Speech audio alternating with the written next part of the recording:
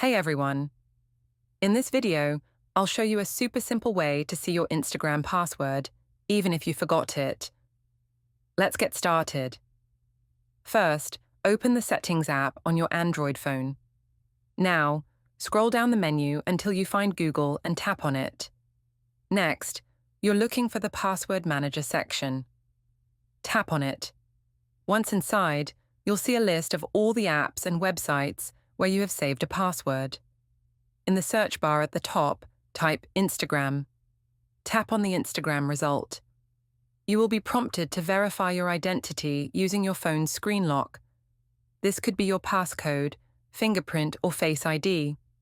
After you've verified, you'll see your username and a hidden password. To reveal the password, simply tap the small eye icon. Your password will now be visible, and you can copy it to log in to your Instagram account. That's all there is to it. Using Google's Password Manager on Android is a secure and simple way to recover your saved passwords. If this video helped you out, please give it a thumbs up and subscribe for more quick and easy tutorials. Thanks for watching.